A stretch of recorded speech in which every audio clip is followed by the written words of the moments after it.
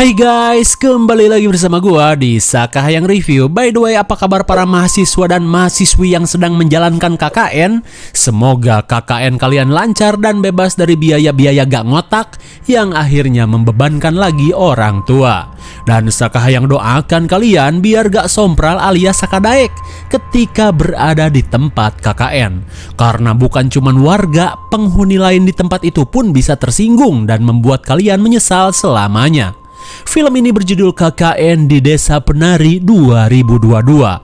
Sebenarnya, film ini sudah direncanakan rilis di tahun 2021. Akan tetapi, saat virus kolor menyerang, penayangannya pun ditunda ke tahun 2022. Kalau gua sih sebenarnya udah nonton di bioskop ya. Dan bagi teman-teman yang kurang beruntung akibat duit jajan tipis, nih Sakahayang akan membahasnya untuk kalian. Film ini mengisahkan tentang sekelompok mahasiswa yang ber-KKN di sebuah desa terpencil. Namun semuanya berubah saat salah satu dari mereka melakukan hal-hal yang pamali hingga membuat mereka terkena masalah yang mengerikan. Dan katanya film ini diangkat dari kisah nyata. Penasaran dong seperti apa kisahnya? Oke lah, daripada kalian capek-capek cari posisi desanya di mana, mending kita langsung saja ke pembahasannya. Dan jika kalian suka dengan channel ini seperti biasa, silahkan subscribe aja biar gak ketinggalan video menarik lainnya dari Sakahayang. Film ini diawali dengan pemandangan hijau hektaran sawah milik neneknya Mang Ojon di kampung. Kemudian scene berlanjut dengan kedatangan dua mahasiswi menggunakan mobil rentalan. Terlihat mahasiswi berkerudung cantik bernama Nur baru saja turun. Lalu tiba-tiba Nur heran saat melihat seorang abah-abah terus memperhatikannya. Entah apa maksud si abah. Hingga pelanga-pelongo Nur ini pun ditegur temannya yang seksoi bernama Ayu.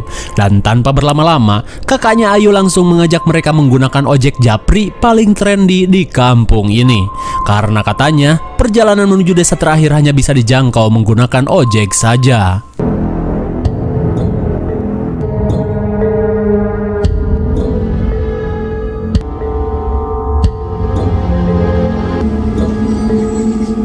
Singkat waktu, setelah berjam-jam ngojek sampai becek, mereka pun akhirnya tiba di desa terakhir yang nama tempatnya selalu disensor. Lalu, mereka pun langsung disambut seorang kepala desa bernama Pak Prabu. Namun tanpa banyak bicara, Pak Prabu langsung mengajak mereka berbicara di rumah saja.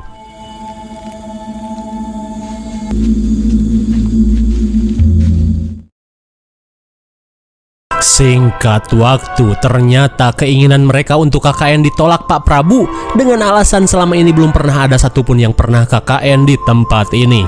Akan tetapi, Ayu dan kakaknya terus membujuk Pak Prabu agar diizinkan.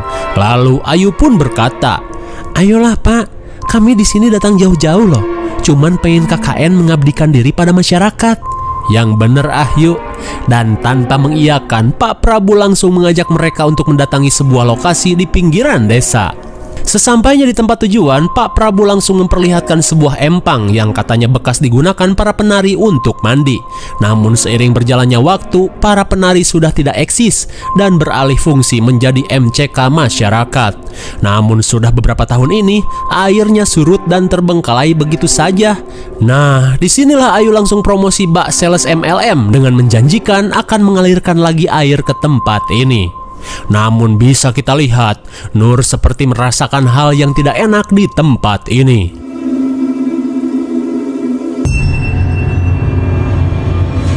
Oh my god, apakah itu Bigfoot Indo? Singkat waktu, beberapa minggu kemudian, akhirnya mereka pun diizinkan KKN dan rombongan Ayu pun OTW menuju desa tersebut.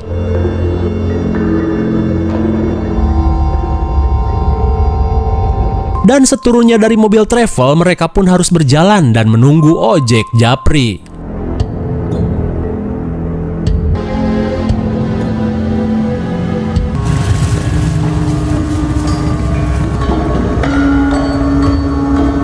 Namun di tengah apruk-aprukan, tiba-tiba Nur dan Widya mendengar suara gamelan yang entah berasal dari mana.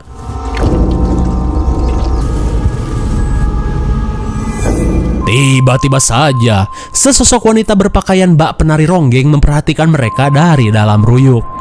Hingga saat mereka sampai di gerbang desa, Pak Prabu pun langsung menyambut mereka. Dipimpin oleh Ayu, ia pun memperkenalkan teman-temannya kepada Pak Prabu. Dan ketika Pak Prabu menjelaskan desa ini sambil berjalan, tiba-tiba Widya bertanya jika di perjalanan tadi ia mendengar suara gamelan. "Apa di sekitaran sini ada hajatan, Pak?" Mendengar hal itu, Pak Prabu pun berkata, "Ah, itu mah cuma denger-dengeran Mbak aja, nggak usah dipikirin. Ayo kita langsung ke posko KKN." Kemudian para kewes dititipkan tinggal di rumah seorang emak-emak jutek yang seperti tidak ingin ditumpangi. Sementara para cowok tinggal di posyandu sebelum posko yang lebih besar selesai direnovasi. Singkat waktu, malam pun poek. Di tengah obrolan ketiga kewes, tiba-tiba si emak datang dan menegur Ayu yang berpakaian bak seorang bondon. Jelas saja Ayu malu dan langsung pergi ke kamar. Saat malam semakin larut, Ayu dan Nur pun tertidur. Namun beda halnya dengan Widya. Ia seolah tidak bisa tidur di malam yang sepi ini. Lalu tiba-tiba Widya melihat sesosok bayangan emak-emak terduduk di samping Nur.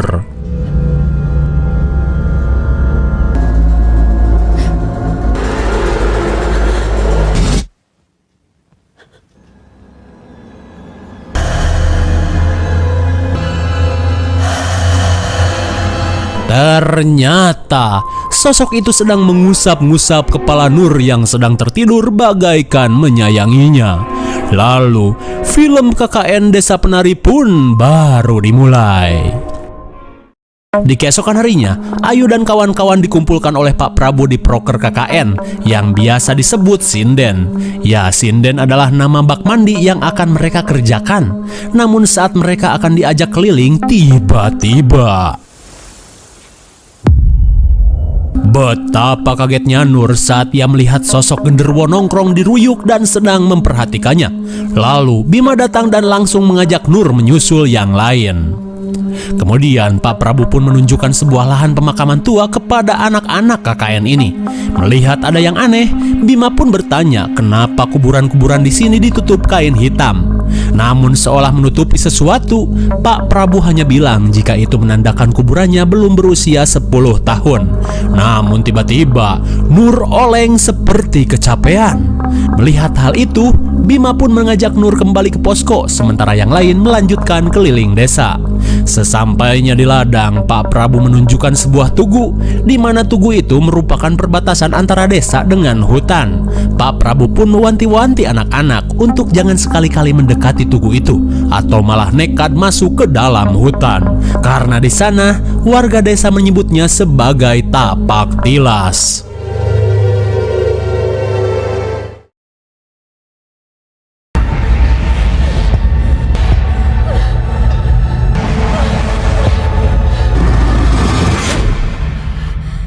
Oh, ternyata Nur yang sehabis pingsan mengalami mimpi buruk diserang genderuwo.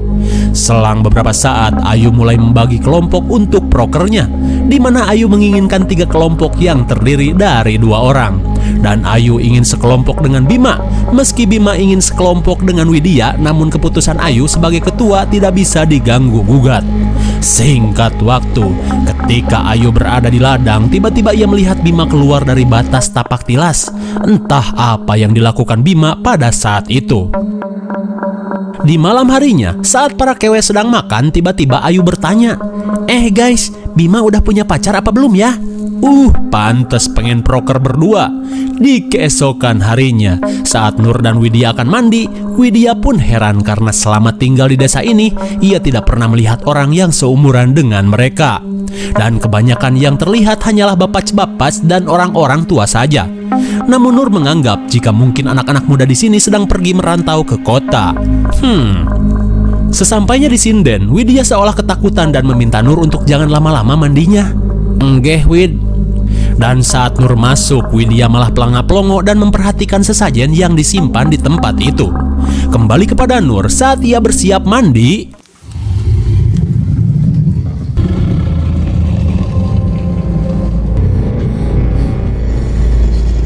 Oh my god! Nur pun panik dan berusaha keluar. Lalu anyimnya lagi, pintu malah macet. Namun anehnya lagi, Widya yang berada di luar tidak mendengar suara Nur dan malah mendengar suara sinden yang sedang bersenandung.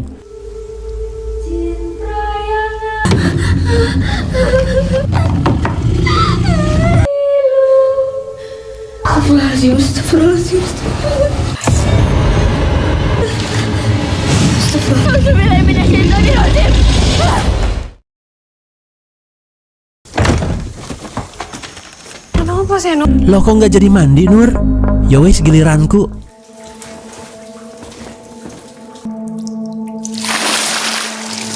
Namun saat Widya mandi, tiba-tiba Nur mendengar suara senandung sinden. Dirasa ada yang nggak beres, Nur pun mengeceknya.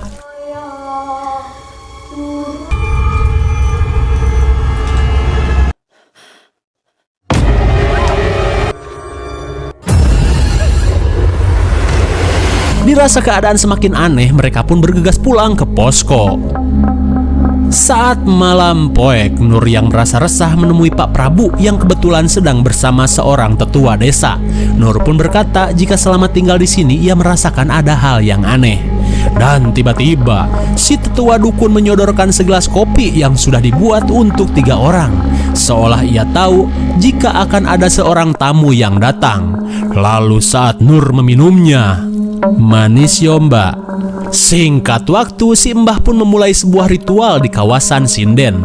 Kemudian si Mbah berkata jika apa yang Nur lihat adalah makhluk yang menguasai tempat ini, di mana makhluk itu seolah marah dengan apa yang Nur bawa ke desa ini. Putumu tibae garu. Ternyata Nur mempunyai seorang penjaga yang selalu melindunginya kemanapun Nur pergi.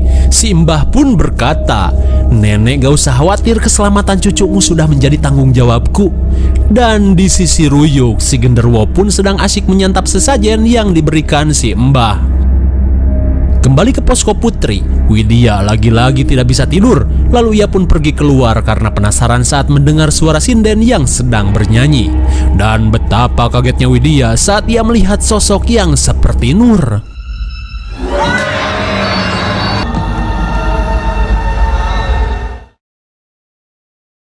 Di posko pria, Wahyu pun heran saat melihat Bima pelangak-pelongo seperti melihat sesuatu.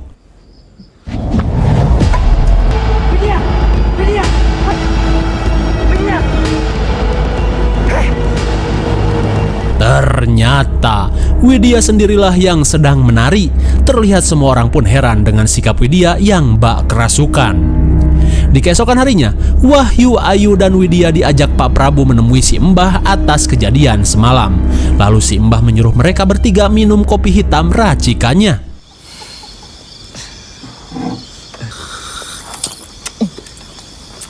Saat Ayu dan Wahyu minum kopi hitam, itu jelas terasa pahit. Namun saat Widya meminum kopi itu, yang ia rasakan justru manis dan malah menghabiskannya. Melihat keanehan itu, si Mbah pun berkata jika Widya adalah tipe wanita yang gampang banget disukai makhluk halus. Maka dari itu, si Mbah sedikit memberi campuran jigong kencur untuk meredakan keanehan Widya. Di sisi lain, Nur yang sedang bersama Anton terlihat berbicara serius mengenai Bima. Karena setiap malam Anton sering mendengar suara desahan Bima dan seorang wanita di dalam kamar. Bahkan Anton pernah menemukan sesajen di kamar Bima. Dan karena Nur gak percaya, Anton pun langsung mengajak Nur untuk membuktikannya.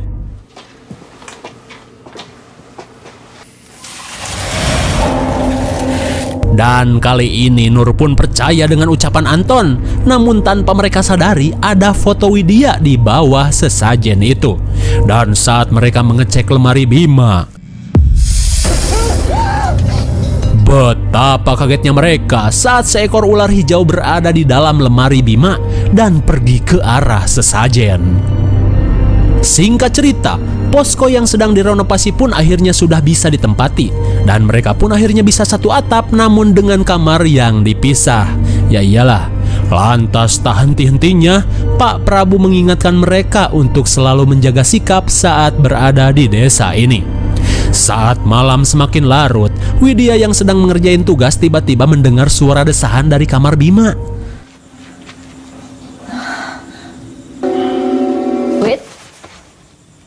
Dan ketika Ayu datang, mereka pun heran dengan suara desahan itu. Kirain gabrutan sama si Ayu. Singkat waktu, terlihat Bima sedang berjalan sendiri apruk-aprukan melewati batas desa. Entah mau kemana perginya si Bima. Kembali ke posko, kali ini semua orang panik karena Widya kembali ketakutan. Dan saat ia diberikan minum,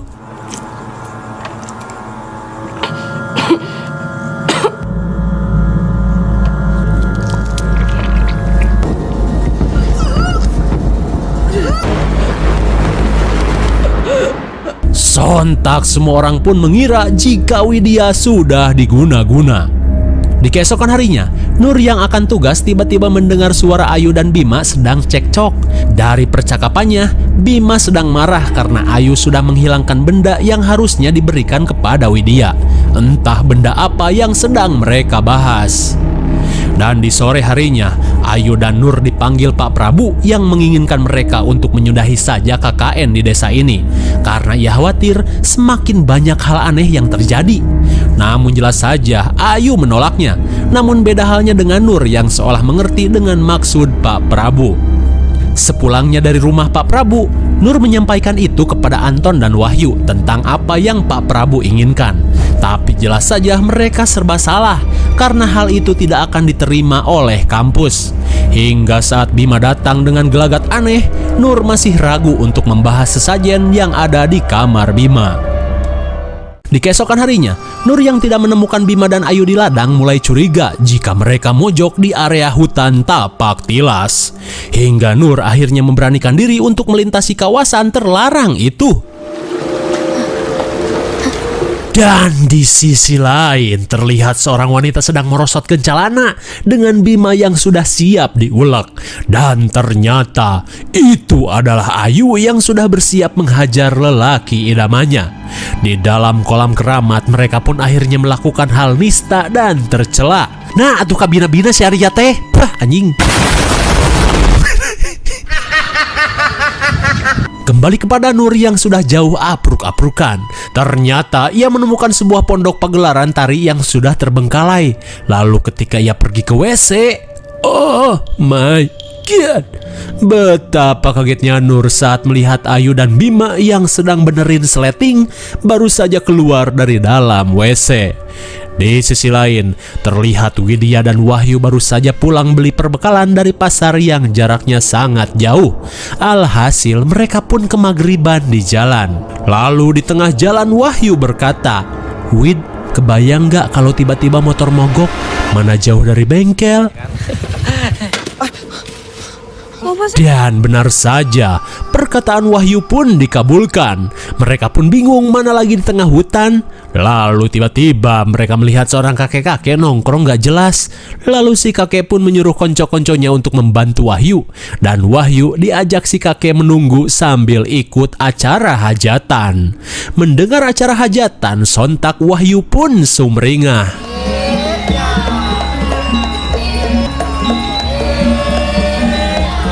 Meski sulit percaya, tapi mereka menemukan acara hajatan.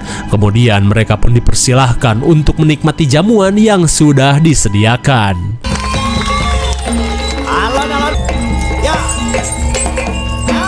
Dan saat melihat seorang dawuh, Widya pun seolah ketakutan.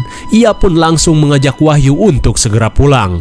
Karena kebetulan si Abah berkata jika motornya sudah selesai diperbaiki. Namun karena belum puas makan, Wahyu pun membungkus makanan-makanan yang sudah disediakan.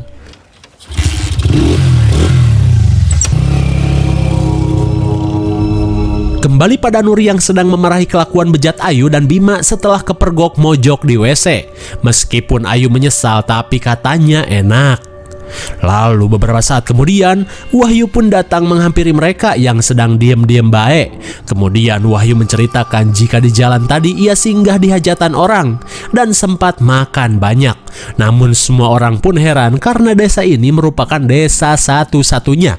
Lalu untuk membuktikan ucapannya, Wahyu membuka bungkusan makanan yang ia bawa dari hajatan.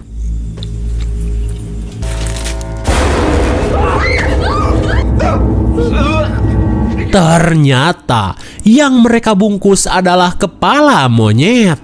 Singkat cerita, Nur yang penasaran mulai membongkar tas milik Ayu, dan betapa kagetnya Nur saat ia menemukan selendang dawuh di dalam tas. Lalu tiba-tiba Widya yang seperti dirasuki datang dan memperingatkan Nur untuk jangan ikut campur urusannya. Timbangane.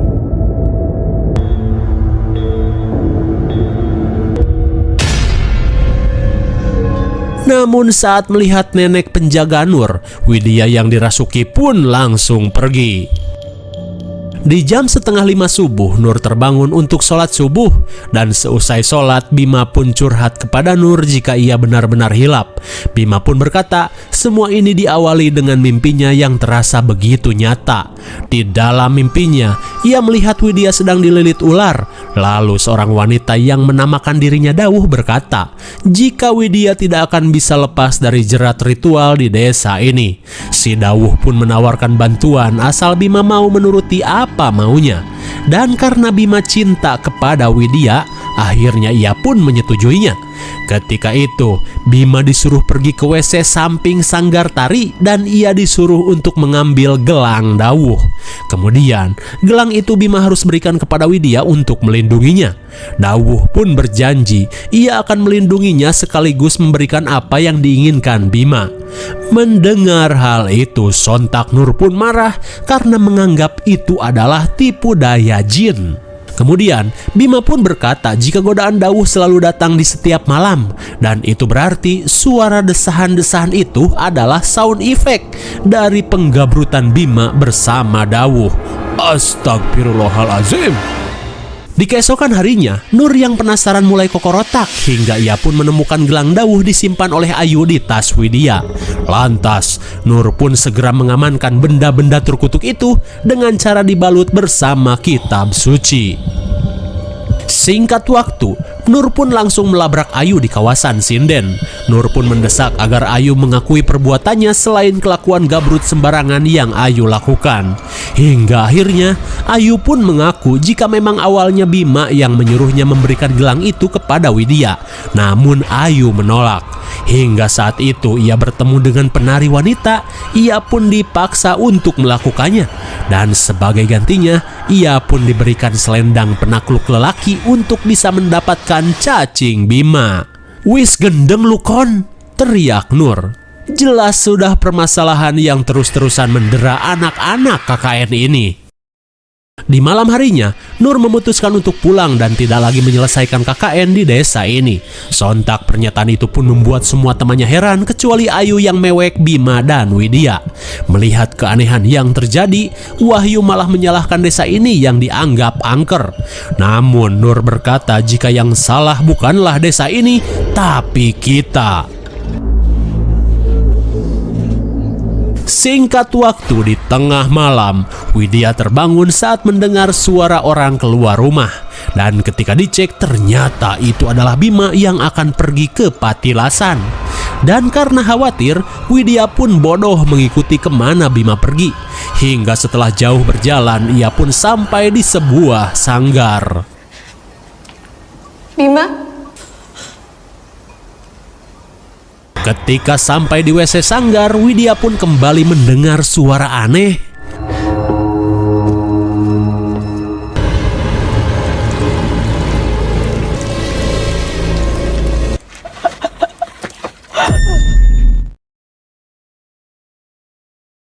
Singkat waktu, kini Widya sedang dijadikan bahan tontonan bagi warga gaib. Hingga datanglah Dawuh yang terlihat sangat menyukai Widya. Di sini ya Yondo.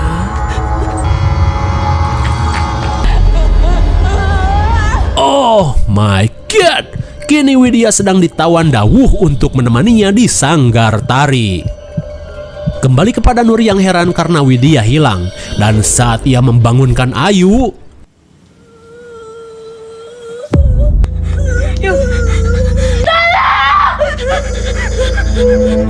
betapa kagetnya semua orang saat melihat Ayu mengalami kondisi yang mengerikan. Kembali pada Widya di alam lain. Ternyata jiwa Ayu sudah diambil Dawuh dan disuruh menari di sanggar setan ini.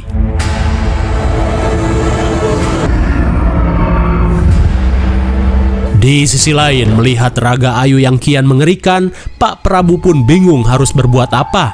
Lalu Nur pun memberikan 2 benda jin itu kepada Pak Prabu dan menjelaskan semuanya. Semua perkataan jin. Kemudian Pak Prabu pun menyuruh mereka untuk memanggil si Mbah dan memulai pencarian.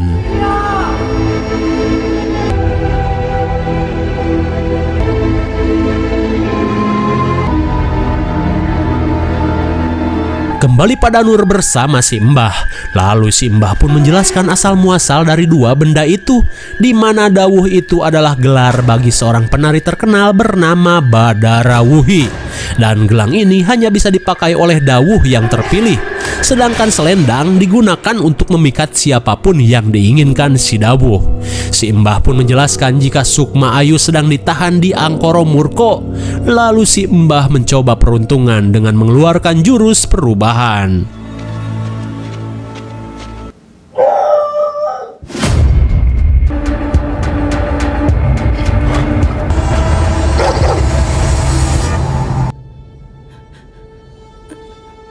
Akhirnya, si Mbah menemukan Widya dan berusaha menjemputnya.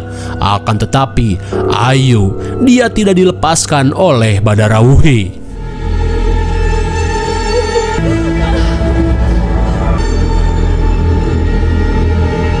Kembali ke posko, akhirnya warga menemukan Raga Bima terkujur kaku, sama halnya dengan Ayu.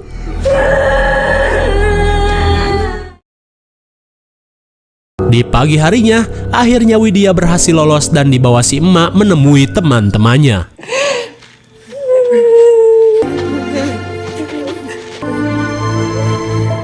Kemudian Widya menjelaskan jika ia melihat Bima dikelilingi ular, sedangkan Ayu ditawan Badara Wuhi untuk menari di dalam sanggar.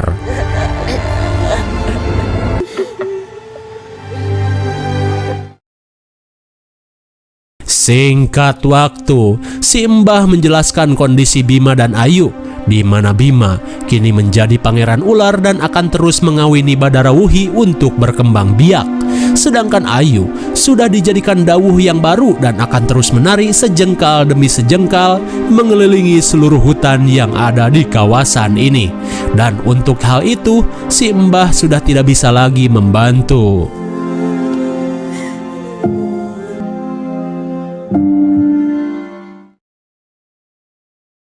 Singkat cerita, saat Nur dan teman-temannya yang tersisa akan pulang, Pak Prabu menjelaskan jika dulu saat desa ini masih dilanda kesesatan, warga sering menumbalkan gadis-gadis dan pemuda-pemuda untuk persembahan, dan kuburan mereka ditutupi kain hitam.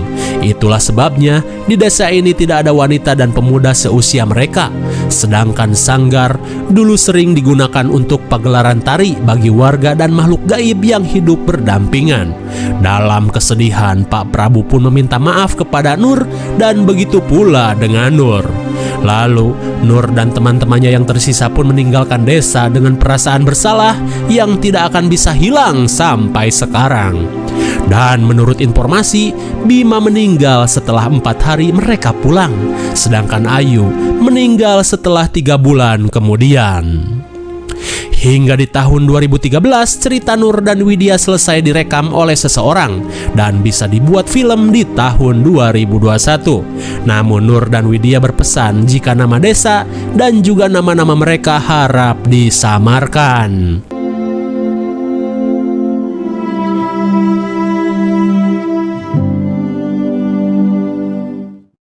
Oke, mungkin sudah cukup jelas dan panjang lebar ya. Intinya semua orang tahu jika cerita yang diangkat dari kisah nyata ini begitu viral dan populer di media sosial. Bahkan sampai dibuatkan versi layar lebarnya. Tak ada lagi yang perlu dijelaskan karena semua sudah jelas. Di film ini kita diajarkan untuk selalu menjaga sikap dimanapun itu. Janganlah berbuat semau dewe, karena apapun yang kalian tanam akan kalian tuai di masa mendatang. Cukup mereka saja yang mengalami. Wahai kalian anak-anak muda, berkacalah dari kejadian ini supaya tidak menyesal di kemudian hari. IMDb untuk film ini adalah 6,1 dan menurut Sakahyang cocok diberi nilai 7,2. Mungkin segini saja review dan pembahasan film KKN di Desa Penari 2022. Jangan lupa like, share, dan subrek supaya kalian tidak ketinggalan jika ada video menarik lainnya dari Saka Hayang. Thanks for watching and see you on next video. Bye bye.